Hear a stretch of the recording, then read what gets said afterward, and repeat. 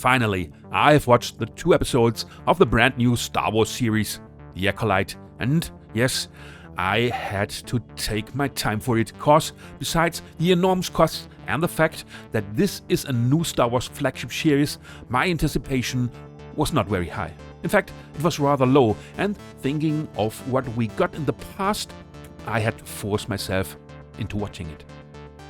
But then, knowing nothing is also an advantage, cause I didn't know at all what was about to come, for I neither know books or games of that Star Wars time period, nor saw anything beforehand. It starts 100 years from the time that is so well known, and there are no dark Sith Lords, or at least not now, for this may change. An Assassin's Creed-like woman walks into a space cantina and challenges a Jedi to fight her with all her force by making some kung fu wobbling in front of her. And then the symbol of peace and protection leans back and lets the woman beat up all her friends instead of helping them, and although the self-secure villainess was demanding all force, all she can do against the Jedi is using bad tricks and false moves. So why is she so blind to overestimate her own powers? Well, in the end, she wins, but the whole sequence felt like this was somehow not the right thing to believe. Although, here the fight choreography was rather well done, and the editing did bombard us with unnecessary cuts all the time. Then Osha, a mechanic who once was a Jedi Padawan, is arrested cause the old bartender recognizes her. Although she denies it, she is sent to Coruscant.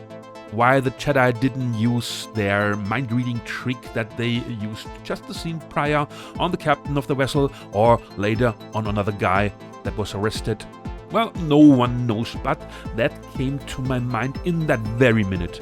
And then they do not simply take her with them, although we later get to know that this is a very important mission and everything top secret. No, she is put into a droid prison ship and the Jedi fly to Coruscant without her. Well, I was completely surprised to see her on that ship, cause there seems to be no logic in that, but that's some kind of laziness in screenplay writing that seems common. Just like all the ways that people tell their backstories all the time. Just from beginning to the end to someone. Like no one would really talk. The other prisoners plan to break out and leave with a rescue pod. Osha crash lands on a lonely planet, and this gives us time to talk about the graphics, CGI, and laws of physics.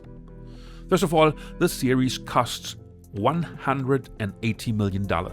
So that much money should be seen somewhere, and therefore it is weird to see a big ship flying like this, just as it were a small vessel, cause it's kicked around and every movement feels much too fast. There are not many effect shots in it, so getting this one right should be the minimum. As well, when May is standing in front of this backdrop and even not knowing anything about optics, everyone simply feels that this looks out of place. It's just like one blur for all the background, no matter how far or near the things there are. And they even do a focus pulling in the end to really let one catch the whole mystery. The camera work is standard and the rest as well. It's not like that this looks like all the money spent or that cinematic that it's home cinema. It's a TV show, and that's what you see and what is not enough. It should be more. There should be more to the directing, to the camera work, to the construction of scenes. Then one is willing to forget flaws in storytelling or plot holes. And that's what had to be done. Cause the storytelling is not very catchy, the characters are not present.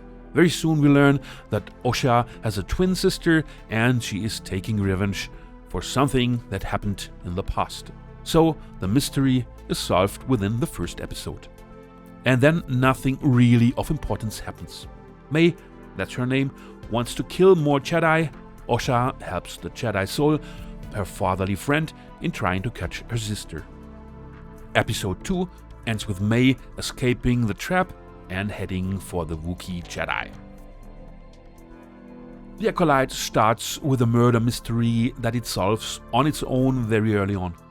Then we already learn nearly everything about the motivation of the characters and that more Jedi are in danger. Although May does not seem to be an Acolyte that could really master one of those Jedi. But the most important thing is that after 2 episodes we don't really feel for one of those characters.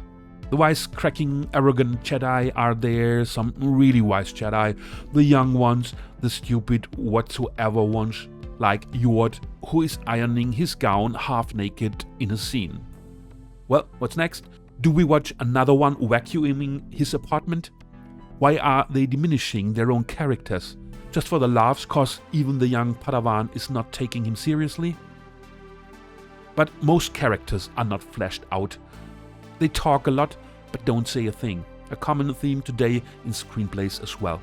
I mean, the ironing seems to be an important scene, though it serves no purpose. Why not take that time and let them do things that are important or define their character even more? Let's create real scenes and not Osha, the mechanic girl, is there on a ship doing mechanic work and open flames are there in open space, although they use helmets cause there seems to be no oxygen. It's the simplest scene to introduce her, since the whole runtime of 8 episodes, that should be around 2 hours and 45 minutes, there is time to do it. Like in the classical western The Good, the Bad and the Ugly. After the 20 minutes of introduction, you really knew what the 3 main characters were and how they felt like, not because they talked a lot, because we saw them interact. And that's a main point, cause besides the difference in clothing, who are those people? That's what I asked myself as well after I saw the last part of the sequel trilogy. I did not know anything about them, and I fear that this may be the same here. So let's talk about something I liked. Well, some creatures are very nice. The one in the prison ship, and that they had some here and there. And how to say this? This is not a disaster like some state. It's just simply not interesting enough.